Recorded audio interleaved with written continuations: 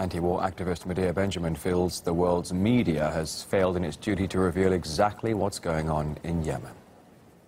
Terrible blight on the mainstream media that they have been so missing during this last 20 months of fighting in Yemen, especially with a humanitarian crisis that is affecting the majority of the 28 million people in Yemen. I think it's because the Western powers have been complicit in this fighting, and they don't want the media to cover this. The Saudis have a lot of influence over the Western countries, at the United Nations, because of the oil, because of their wealth, because of decades. There needs to be a political solution.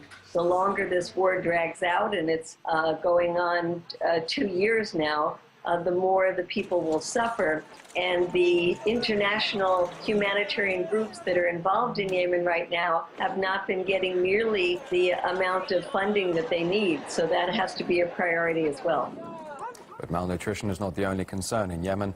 Less than a month ago, the UK Defence Minister Michael Fallon admitted banned cluster bombs made by the UK have been used in the conflict by Saudi Arabia. Well, we are only aware of this single allegation that has now been fully investigated by the Saudi authorities, a single allegation that cluster munitions were used in this particular incident around the turn of the year, and, as the Saudis have made clear today, have been dropped by a coalition aircraft. Well, the statement comes after human rights group Amnesty International called for closer investigation of the use of UK-made cluster bombs in Yemen. The report points out that their distribution is banned under the Convention on Cluster Munitions, to which the UK is a signatory. Now, we spoke to civil rights activist Peter Tatchell. Well, quite clearly, the sale of cluster bombs, which actually happened some time ago, it isn't recent, but nevertheless, the fact that Britain sold cluster bombs, which are illegal under international law, that is a very sad and reprehensible act by the British government.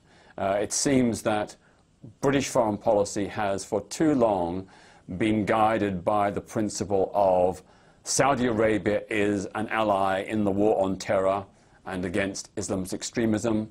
Therefore, we have to look the other way when it comes to Saudi human rights abuses. I don't think that is morally right, nor tenable in the long term.